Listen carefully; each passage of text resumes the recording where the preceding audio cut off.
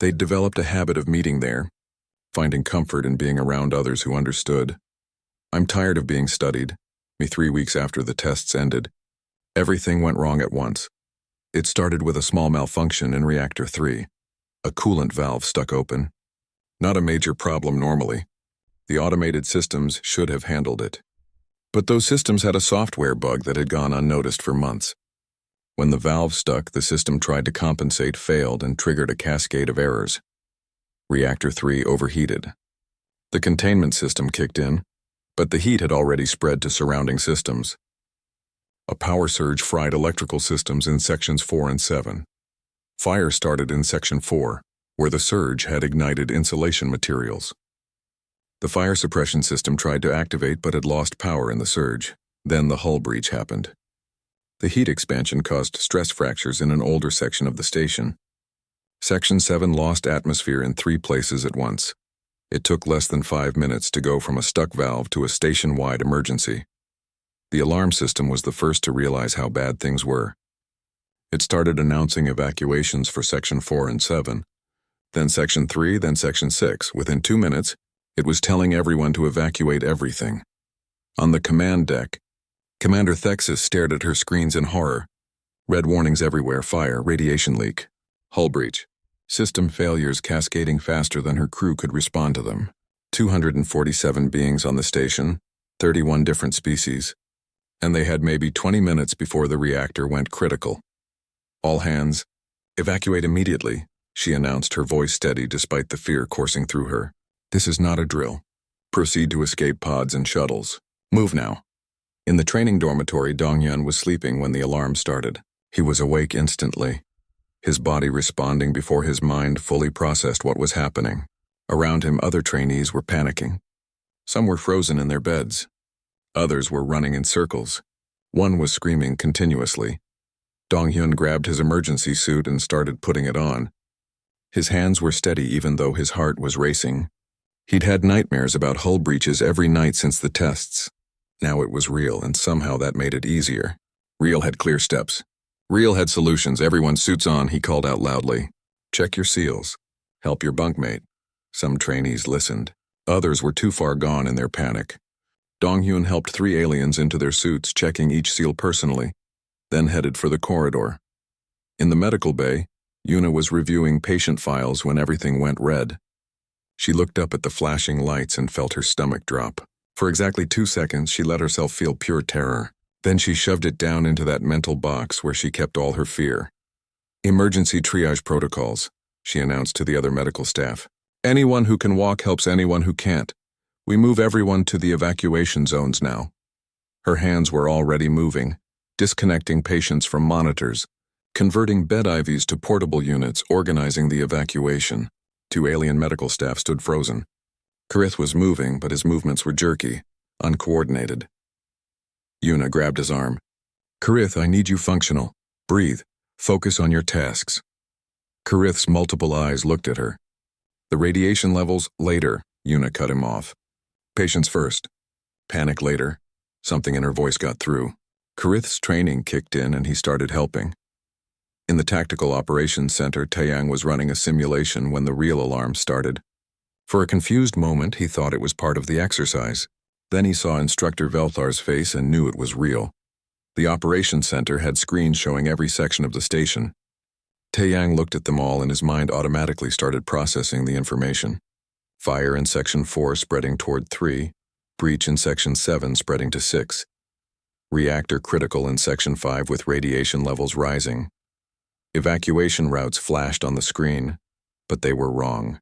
The automated system hadn't accounted for the fire and breaches blocking primary paths. The evacuation routes are compromised, Taeyang said clearly. Section 4 personnel can't reach the main pod bay. They need to use the secondary maintenance corridor through Section 2. Velthar looked at him, then at the screens, then back. How do you— No time, Taeyang interrupted. Send the update now or people die. Velthar sent the update. Taeyang kept talking, his voice calm and methodical. Section 7 breach is spreading. Seal bulkheads between 7 and 8 before it reaches environmental control. Section 3 needs to evacuate through the cargo bay, not the main corridor. The fire will cut them off in 3 minutes. His brain was working faster than it ever had. Every screen, every sensor reading, every piece of data flowing into his mind and forming a picture of the disaster. He wasn't guessing. He was seeing it all at once, clear and obvious. Velthar just started following his instructions. In the engineering section, Minho was working with the reactor team when the crisis started.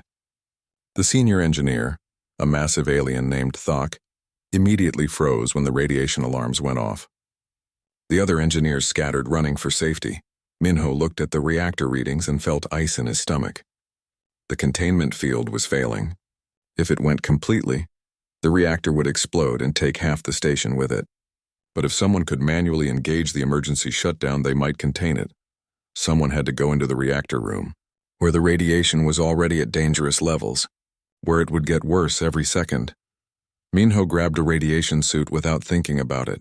His hands were shaking as he pulled it on, but they didn't stop moving. "Don't," Thok said, finding his voice. "Radiation will kill you." "Explosion will kill everyone," Minho replied. His voice sounded weird to his own ears, flat, emotionless, like someone else was talking. He entered the reactor room. The radiation counter on his suit immediately started climbing. The emergency shutdown was at the far end of the room. 30 meters. Minho ran, his suit alarms were screaming. The radiation was cooking him even through the shielding. His vision started getting spots, but his hands found the emergency controls and pulled the manual override. The reactor began shutting down. Minho made it 3 steps toward the door before he collapsed. In Section 8, Hana and Dr. Sora were helping evacuate the research labs when they heard about the hull breach spreading toward environmental control. If environmental control went down, the entire station would lose life support. "We need to seal the bulkheads manually," Hana said. "The controls are in Section 7, Sora replied. "Where the breach is." They looked at each other. Both understood what that meant. Someone had to go into a section that was actively venting atmosphere. They went together, 2 humans in emergency suits moving through corridors where the air was screaming out through cracks in the hull. Other species would have frozen or fled. The humans moved forward because it needed to be done. They reached the control panel. Hana's hands worked the controls while Sora held her steady against the wind of escaping air. The bulkhead slammed shut, stopping the breach from spreading. "Go," Hana shouted over the noise. They ran back the way they came, jumping through the closing bulkhead just before it sealed completely. In the chaos, Yunbi and Sungho moved through the station together, finding trapped individuals and leading them to safety. They found Instructor Velthar in a damaged corridor, his leg trapped under debris. His eyes were wide with panic, his breathing too fast. "I can't move," he gasped. "The ceiling is going to collapse. Leave me." Yunbi started lifting debris while Sungho grabbed Velthar's arm. "Nobody gets left behind," Sungho said calmly. "That's not how we do things." Velthar looked at Sungho's face. The human's vital signs must have been elevated. His body must have been flooded with fear chemicals, but his expression was perfectly calm. That impossible human calm that came from being terrified but functional anyway. "You're scared," Velthar said, seeing it in Sungho's eyes despite the calm face. "Terrified," Sungho agreed, not denying it. "Now move your leg when I say." They freed him and dragged him toward the evacuation zone. On the command deck, Commander Thexus was coordinating the evacuation with Taeyang's help. Her own species' panic response was trying to kick in, telling her to fly away, escape. But she was the commander. She had to stay. Watching Taeyang work helped somehow. His fear was obvious in his vital signs, but his voice never wavered. If a human could stay functional while terrified, she could too. "All sections reporting evacuees in transit," an officer reported, "but we're not going to make it." "The reactor is shutting down," Taeyang interrupted, reading the sensor data. Someone manually triggered the emergency protocols. "Containment is holding." Everyone on the command deck went quiet, reading the same data. The reactor was stabilizing. The immediate explosion threat was gone. "Who went into the reactor room?" Thexus asked. "Human named Minho," someone replied. "He's down. Radiation exposure. Medical teams are bringing him to the shuttle bay." 6 hours later, the station was empty except for the damage control teams in protective gear. All 247 beings had been evacuated. The escape pods and shuttles floated in formation nearby. Everyone safe. The final shuttle left the station carrying the last of the emergency personnel. Commander Thexus, Instruct. The news about human stress responses spread through the Coalition training facility, faster than anyone expected. Within days, every trainee and instructor knew about it. Some were fascinated. Others were uncomfortable. A few were openly afraid. "They don't feel fear properly," one alien trainee whispered in the cafeteria, loud enough for Yuna to hear. "That's not natural," Yuna wanted to correct them. She felt fear just fine. Too much, actually, but she stayed quiet and ate her meal alone. Commander Thexus called another meeting 2 days after Dr. Sora's briefing. This time, Coalition Command was present via video link. 5 senior officers from 5 different species appeared on the screen, all looking serious. "We want to run tests," one of them said. A Kelvax officer with gray skin and large eyes. "Controlled experiments comparing human crisis response to other species. With full consent from all participants, of course." Dongyun exchanged glances with the other humans. They'd talked about this possibility. They knew it was coming. "What kind of tests?" Taeyang asked. "Simulations," Thexus explained. "Impossible scenarios where there's no good solution.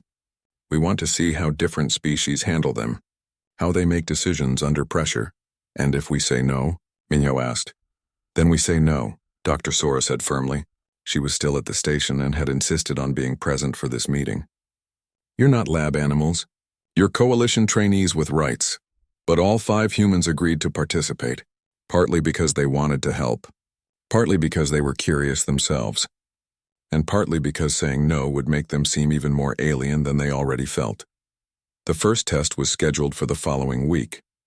In the meantime, 2 more humans arrived at the station. Yunbi, a combat specialist with quiet intensity, and Sungo, a crisis negotiator with a calm smile that never quite reached his eyes. Both had been requested specifically because of their training in high-stress situations. "So we're the freaks everyone wants to study," Yunbi said when she met the other humans. There was no humor in her voice. "We're not freaks," Yuna said. "We're just different." "Different enough that they're running experiments on us," Yunbi countered.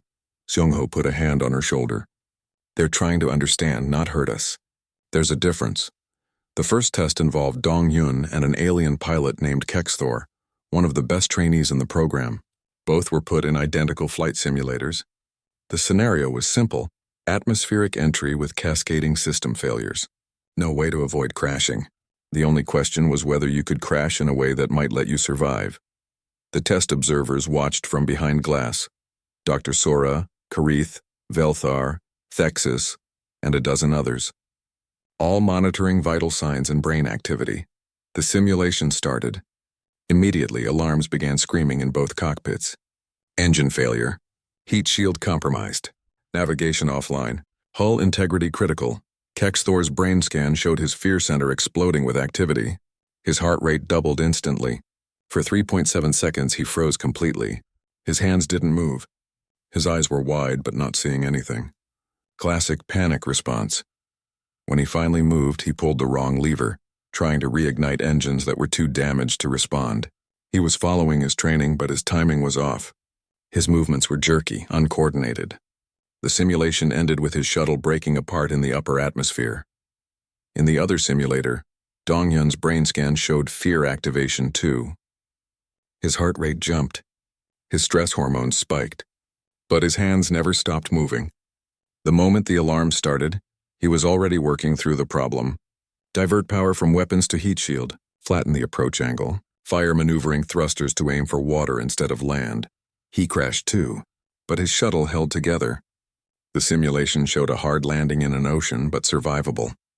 The difference was 13 seconds of continuous problem-solving while terrified. "Remarkable," Karith whispered, studying the brain scans. "Look at his prefrontal cortex. It's more active during the crisis than before it started." Dongyun climbed out of the simulator shaking. His hands trembled so badly he had trouble with the safety harness. Yuna came over to help him. "You okay?" she asked quietly. "No," he said honestly. "That was horrible. I thought I was going to die even though I knew it was fake." "But you kept working the problem," she observed. "What else was I supposed to do?" he asked, confused. The second test came 2 days later. Yuna and an alien medic named Shara faced a mass casualty simulation. 20 patients, all critical. Only enough supplies to save maybe 12. They had to choose who lived and who died. Shara was an experienced medical professional, trained and skilled. But when the simulation started and the patients began screaming and bleeding, Shara froze. Not physically, but mentally. Decision paralysis. She kept moving between patients, starting treatment on one, then switching to another before finishing. Trying to save everyone, unable to choose. The simulation ended with 5 patients saved, 15 dead. Yuna's simulation was brutal to watch. She stood still for exactly 5 seconds at the start, her eyes moving across all 20 patients. Then she began dividing them into groups. Her hands moved fast, applying pressure to wounds, injecting medication, stabilizing airways. This one first, then this one, then this one, she muttered to herself, working through her mental list. Some patients she didn't treat at all. She walked past them even as they called out for help. Her face was blank, emotionless, focused. When the simulation ended, 12 patients were stable. 8 had died. 4 more would probably die from their injuries eventually, but Yuna had chosen the ones most likely to survive with treatment. She walked out of the medical bay simulation and immediately ran to the bathroom. They heard her vomiting. Dr. Sora followed her while everyone else stood in uncomfortable silence. 20 minutes later, Yuna came back, her face pale and eyes red. "I let people die," she said to no one in particular. "I walked past them." "You saved the maximum number possible," Karith said gently. "I know," Yuna said. "That's what makes it worse. I knew what I was doing. I chose who lived and who died, and I didn't even hesitate." That night, Dr. Sora found Yuna sitting alone in the observation lounge, staring at stars. "Want to talk about it?" Sora asked. "How do you do this?" Yuna asked. "How do you study us like we're experiments when you're human too?" Sora sat down next to her. "Because someone has to explain to the rest of the galaxy why we're like this, and because I want them to understand that we pay a price for it." "What price?" Yuna asked, though she suspected she knew. "This," Sora said, gesturing at Yuna's haunted expression. "You saved more lives than the other medic. You performed better by every metric. And now you get to carry the memory of walking past dying people. That's the price." The third test was different. Hyunbi and Sungo faced a hostage negotiation gone wrong. Actors played hostage takers who suddenly became violent. The test was to see how the negotiators would respond to rapidly changing danger. The alien negotiators did well until the situation escalated. Then their body language gave them away. Micro-expressions of fear, slight trembling, pupils dilating. The actors playing hostage takers picked up on these signals and became more aggressive. When it was Yunbi and Sungo's turn, something strange happened. The situation escalated the same way, but the humans didn't show fear in their body language. Sungho's voice stayed calm. Yunbi's face remained neutral. They were terrified inside. Their brain scans proved it, but nothing showed on the outside. The actors later reported feeling unsettled by the humans. "It was like talking to machines," one said. "No fear at all, which made them scarier than us." The irony wasn't lost on anyone. Humans felt fear more intensely than they showed it, which made them frightening to others. After a week of tests, Dr. Sora presented the results to Coalition Command. The data was clear. In crisis situations, humans made faster decisions, showed less decision paralysis, and maintained executive function better than any other species tested. But the costs were equally clear. Every human who participated in the tests showed psychological effects afterward. Nightmares, anxiety, flashbacks to simulations they knew weren't real. Minho couldn't sleep. Hana kept checking locks on doors. Dongyun's hands shook randomly. "We don't panic," Sora explained to the commanders on screen. "Because millions of years of evolution killed everyone who did. We're descended from the survivors. But survival has a cost. These tests have been running for 1 week, and already I'm seeing stress responses that would normally take months to develop in other species." One of the commanders, an elderly officer with tentacles, spoke carefully. "Are you saying humans are too fragile for crisis work?" "No," Sora said. "I'm saying humans are very good at crisis work, and it breaks them faster than you think. If you want to use humans in emergency roles, fine, but you need to support them afterward. Mental health care, recovery time, limits on consecutive deployments. Otherwise, you're not deploying soldiers. You're burning them out." Commander Thexis added her own observation. "I've been watching the human trainees interact with others. They're becoming isolated. Other species don't know how to relate to them now. Some are afraid of humans, some are in awe. Neither response is healthy." That night, the 7 humans gathered in Hana's quarters again. The world that had made them into people who could feel terror and still think clearly. The world that had Dr. Sora An arrived on a Tuesday morning with 3 locked cases and a tired expression. She was the chief medical officer for Earth's coalition affairs, which meant she spent most of her time explaining human biology to confused aliens. This particular trip had taken 6 days through 3 jump gates, and she hadn't slept well in any of them. Commander Thexus met her at the docking bay personally. "Dr. An, thank you for coming." "Call me Sora," the doctor said, shaking Thexus's hand. The commander still found the human gesture of gripping hands together strange, but she was getting used to it. "Let's skip the pleasantries. You want to know why humans don't panic like other species? I'm here to tell you, but you're not going to like it." "That's ominous," Thexus said. "It's honest," Sora replied. The briefing was scheduled for that afternoon in the station's main conference room. Attendance was restricted to senior staff, Medical Officer Karith, Instructor Velthar, and the 5 human trainees. Sora had insisted the humans be present. "They deserve to hear this," she'd said. "It's their story, too." When everyone was seated, Sora dimmed the lights and brought up an image on the main screen. It showed a planet, blue and green and white, beautiful and familiar. "Earth," she began. "Your files classify it as a Class 9 death world. That classification is 200 years old based on current conditions. If you'd visited Earth at various points in its history, it would have been classified as Class 10, uninhabitable." She clicked to the next image. An ice-covered landscape, harsh and frozen. 70,000 years ago, a supervolcano erupted. It blocked out the sun for years. The temperature dropped globally. Most large animals died, and humans, who were not yet the dominant species, nearly went extinct. Our population dropped to maybe 10,000 individuals, maybe less. We don't know exactly. Karith's antennae twitched. How did any survive? "That's the question, isn't it?" Sora said. She clicked again. The screen showed a DNA helix. "We survived because the ones who lived through it had something the others didn't. Not stronger bodies. Not thicker fur. Something in here." She pointed to her head. "Something in their brains." She brought up a brain scan. "This is a human brain during a crisis. Notice the amygdala, the fear center, is highly active. We feel fear just as strongly as any species. But look here." She highlighted another area. "The prefrontal cortex, the decision-making center, stays active too.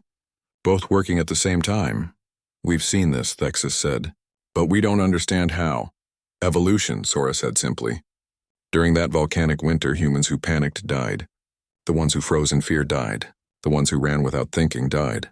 The only ones who survived were the ones who could feel the fear but still make smart decisions. Find food, build shelter. Work together. Think through the terror." She paused, letting that sink in. "That was just the first bottleneck," she continued. "There were others. Ice ages that lasted thousands of years, droughts that turned grasslands into deserts, diseases that killed 9 out of 10 people in a village, megafauna that hunted us. And unlike most predators, Earth's predators were smart. Wolves that worked in packs, big cats that ambushed, bears that were stronger, faster, and had better senses than us." Minho, sitting in the back, spoke up quietly. "So we couldn't outrun them or outfight them?" "Exactly," Sora said. "We had to outsmart them, while being terrified, because if you took even 3 seconds to freeze in fear, you died.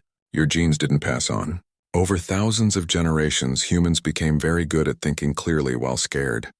She showed another image, a graph of stress hormones. "When other species face danger, their bodies flood with chemicals that cause panic. It's supposed to help you run fast or fight hard. For humans, we developed a more complex system. Yes, we get the stress hormones. Yes, we feel the fear. But we also get a cocktail of other chemicals that keep our thinking clear. It's called the acute stress response, and ours is unique in the galaxy." Velthar leaned forward. "You're saying humans evolved specifically to stay calm during emergencies?" "Not calm," Sora corrected. "We're not calm at all. We're terrified. Our hearts race, our hands shake, we feel like we're going to die. But our brains don't shut down. We can still think, still plan, still act. We feel everything, but we don't let it stop us." She clicked to a new slide. It showed human history. Wars, disasters, famines, plagues. Every major catastrophe in human history. The survivors were the ones who kept their heads. The ones who stayed rational while everything fell apart. The ones who could make hard choices under pressure. And they had children who had children who had children. All of us in this room, every human alive, we're descended from the people who didn't panic when their world ended. The room was very quiet. Even Krith, who usually clicked and chittered, was still. Yuna raised her hand hesitantly. Are you saying we're all traumatized? Like genetically traumatized? Sora looked at her with sad eyes. That's exactly what I'm saying. Human DNA carries the scars of every disaster our ancestors survived. We're built from trauma. It's why we can function in crisis. It's also why we have such high rates of anxiety and depression compared to other species. The same system that keeps us calm during danger makes us stressed during peace. She brought up more data. Medical statistics. Humans have a 40% higher rate of stress disorders than any other coalition species. We get nightmares. We get flashbacks. After a crisis ends, we often fall apart. But during the crisis, we're the ones still moving. Dongyun thought about the emergency drill, how steady his hands had been during it, how he'd shaken for an hour afterward when it was over. That made sense now. There's another factor, Sora continued. Most species in the galaxy evolved with predictable dangers. You could see them coming. A predator approaching, a storm on the horizon. The correct response was immediate, run or hide. But Earth's dangers were often invisible until it was too late. A volcano erupting suddenly, disease spreading silently, climate changing slowly then killing quickly. Humans needed to be able to assess situations fast and respond flexibly. Panic is not flexible. Thinking is. She showed an image of early humans. Our ancestors didn't have claws or fangs or armor. They had tools and teamwork and the ability to stay focused when terrified. That's how they killed animals 10 times their size. That's how they crossed frozen continents. That's how they survived when everything else died. Thexus spoke carefully. This gives humans a significant advantage in crisis situations. Yes, Sora agreed. And it comes at a significant cost. We pay for it with our mental health. Every time we use this stress response, we damage ourselves a little. Humans who work in emergency services, soldiers, firefighters, medics, they often develop something called post-traumatic stress disorder. Their ability to stay calm in crisis slowly breaks them. She looked at each of the 5 human trainees. You 5 have been performing exceptionally in your training. Commander Thexus told me about your responses during emergencies. You probably felt like you were just doing what needed to be done. But to everyone else here, what you did was extraordinary. Alien trainees with twice your physical strength panicked. You didn't. Do you understand why now? Taeyang nodded slowly. Because if we panicked, we wouldn't be here. Our ancestors who panicked died thousands of years ago. Millions of years ago, Sora corrected. This trait is older than modern humans. Neanderthals had it too. Every branch of the human family tree that survived had to have it. Kreeth finally spoke, his voice thoughtful through his translator. I have studied medicine for 30 years across 20 species. This is the most unusual evolutionary adaptation I've encountered. You evolved psychological traits instead of physical ones. Your bodies stayed weak, but your minds became resilient. Resilient. Sora repeated the word. That's a kind way to put it. Humans prefer to say we're stubborn, or too dumb to know when to quit. She smiled slightly. But yes, resilient works. Hana asked the question that was on everyone's mind. What does this mean for us? For humans in the coalition? Sora took a deep breath. That's complicated. On one hand, humans are extremely valuable in crisis situations. On the other hand, it raises ethical questions. Should we put humans in dangerous positions because their biology makes them better at handling danger? That feels like exploitation. But we volunteered, Minho said. We chose to be here, did you? Sora asked gently. Or did millions of years of evolution choose for you? That's the question Earth's government is struggling with. She closed her presentation and turned the lights back on. I'm here for another week. I'm available to answer any questions you have. But here's what I want you to understand. Humans don't panic because we can't afford to. That's our gift and our curse. We're very good at surviving impossible things, but we're also very good at being quietly broken by what we survive. After the briefing ended, people filed out slowly, processing what they'd heard. Velthar approached Sora. When we asked why humans never panic, he said, I expected a simple answer. Better training, perhaps, or cultural differences. And instead you found out we're all carrying evolutionary trauma, Sora said. I know it's disturbing. It's not disturbing, Velthar said quietly. It's humbling. My species evolved. Commander Thexus looked at the data on her screen and didn't like what she was seeing. Her feathers ruffled in confusion, a sign of distress in her species.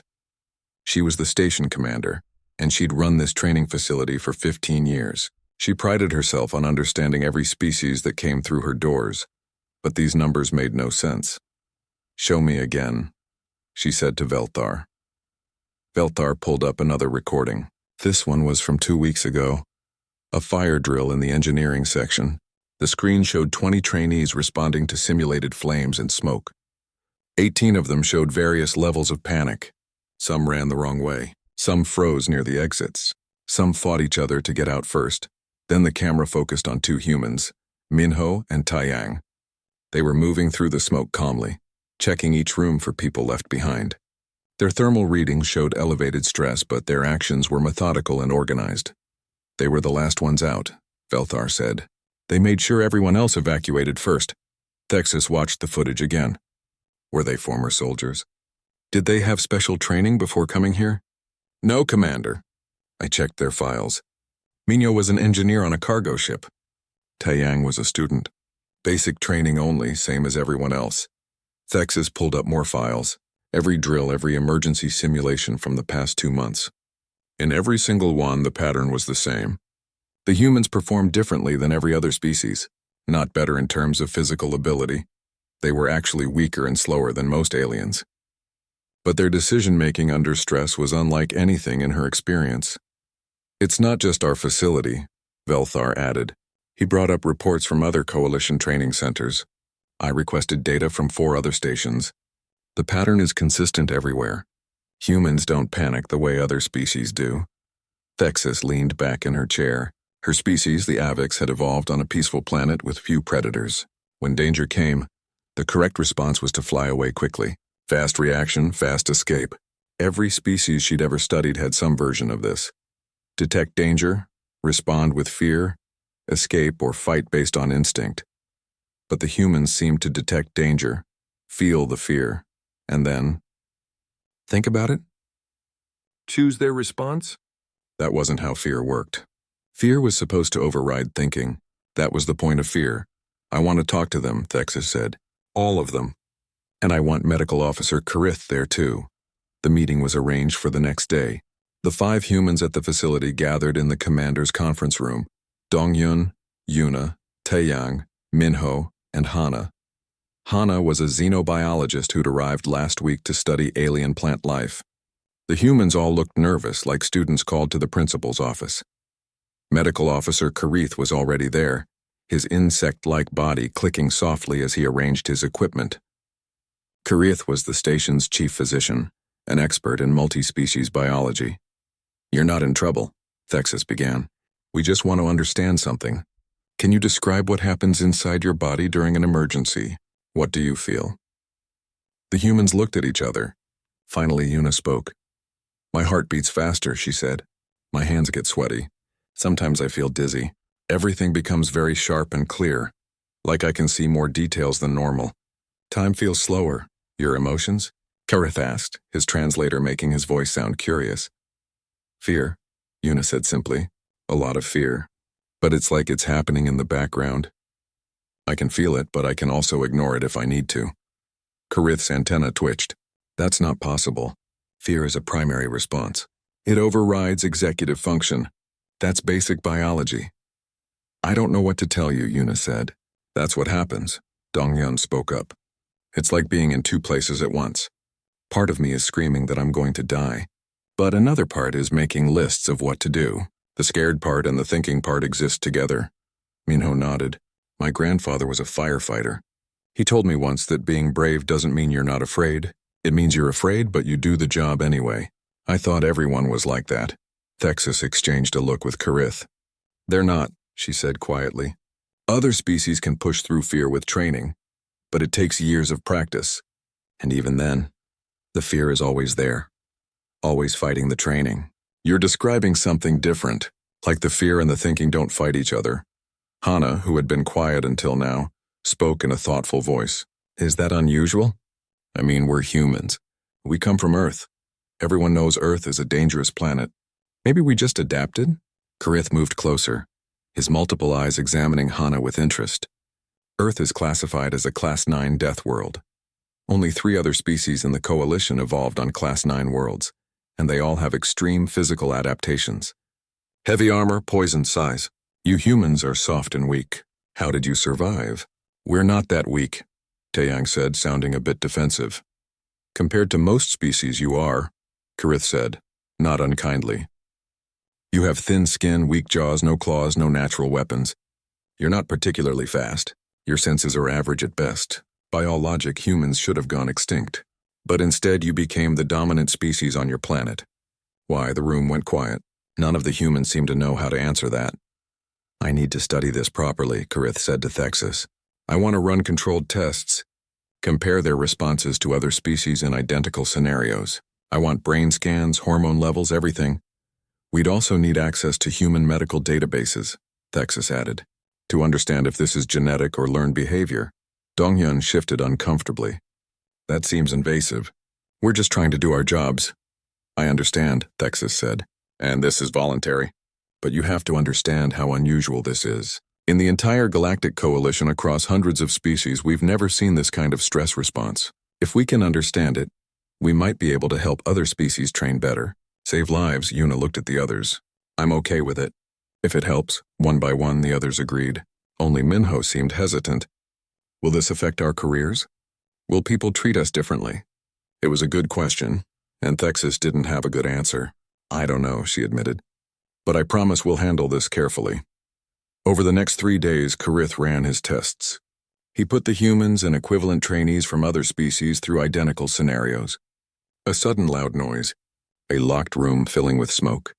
A simulation where they had to choose which of 2 injured people to save first. The results were consistent and disturbing. The alien trainees showed normal fear responses. Their brain scans showed the amygdala, the fear center, lighting up and suppressing activity in the prefrontal cortex, the thinking part of the brain. This made sense. This was how fear worked. It took over so you could escape fast without wasting time on decisions. The human brain scans were different. Their amygdalas activated just as strongly as the aliens. Their bodies produced the same fear chemicals. But their prefrontal cortex didn't shut down. It stayed active. Sometimes it even became more active during stress. Karith showed the scans to Thexus late one night. This shouldn't be possible, he said. The whole point of the fear response is to bypass thinking. Thinking takes time. Running from danger needs to be fast.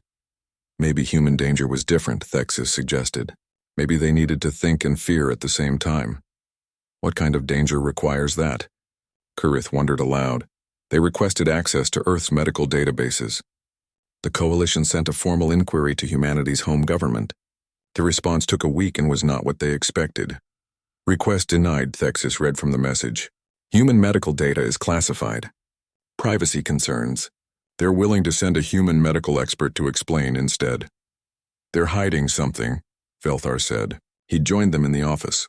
Or protecting something, Thexus corrected. There's a difference. The message said the human medical expert would arrive in 2 weeks. Until then, all Karith could do was observe the humans in regular training and wonder what secrets were hidden in their biology. Meanwhile, the 5 humans noticed they were being watched more carefully now. Other trainees whispered about them. Some avoided them. Others asked strange questions. Is it true you don't feel fear? A young alien asked Dongyun in the cafeteria. No, that's not true, Dongyun said. I feel fear. Everyone does. But you don't act afraid, the alien pressed. Dongyun didn't know how to explain it. He felt afraid. He just didn't let the fear control him. Wasn't that normal? Wasn't that what everyone did? That night, the 5 humans gathered in Hana's quarters.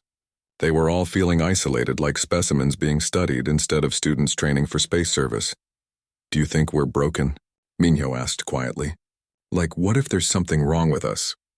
There's nothing wrong with us, Yuna said firmly. We're just different. Different enough that they're treating us like aliens among aliens, Taeyang muttered.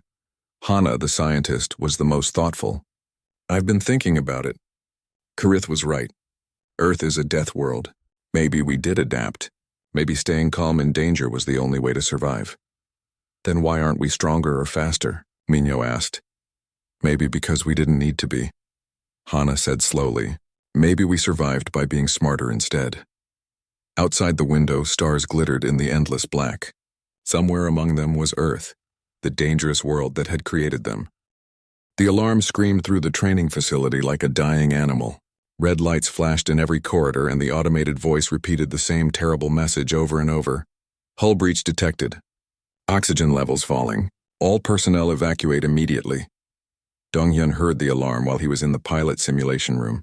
Around him, 15 other trainees from different alien species jumped from their seats. Some froze completely, their bodies locked in place. Others ran in circles, crashing into walls and each other. A tall creature with blue skin started making high-pitched noises that hurt Dong-hyun's ears. Another trainee with 6 arms couldn't seem to control any of them, all flailing in different directions. Dong-hyun stood up calmly. His heart was beating fast, but his hands were steady. He reached for his emergency suit hanging on the wall and started putting it on. First the legs, then the chest piece, then the helmet. He checked each seal carefully, just like they taught him in training. The whole process took him 30 seconds. He looked around the room. The other trainees were still panicking. Some hadn't even moved toward their suits. Dong-hyun walked to the nearest one, a reptilian creature named Velthar's student. The alien's eyes were wide with fear and his breathing was too fast. "Put on your suit," Dong-hyun said in a calm voice. "Start with the legs." The alien just stared at him. Dong-hyun grabbed the suit and held it out. "Legs first," he repeated. In the medical bay 3 corridors away, Yuna was working on a training exercise when the alarm started. She was supposed to be learning how to treat an alien species with 3 hearts. The alien patient in front of her, who was just pretending to be sick for the exercise, suddenly became really sick. The patient started shaking and making choking sounds. Real fear, not pretend anymore. Yuna's training partner, an insect-like creature named Karith's assistant, backed away from the patient. The assistant's multiple eyes showed pure terror. Yuna moved forward instead. Her mind became very clear, like all the noise in her head just switched off. She grabbed the medical scanner and checked the patient's vital signs. The 3 hearts were all beating too fast. Panic attack. She'd seen it before in human patients. "I need the blue medication, 3rd drawer," Yuna said to her partner. Her voice was steady, almost emotionless. Her partner didn't move. Yuna got the medication herself. She administered it to the patient and helped the alien lie down on the floor. "Breathe slowly," she said. "In through your nose, out through your mouth. You're safe. This is just your body's fear response." The patient started to calm down. Yuna's hands never shook once. In the tactical operations room, Taeyang was running an emergency simulation with his team when the real emergency started. The simulation was about a ship fire. Then the actual alarm began, and Taeyang realized nobody could tell what was real and what was fake anymore.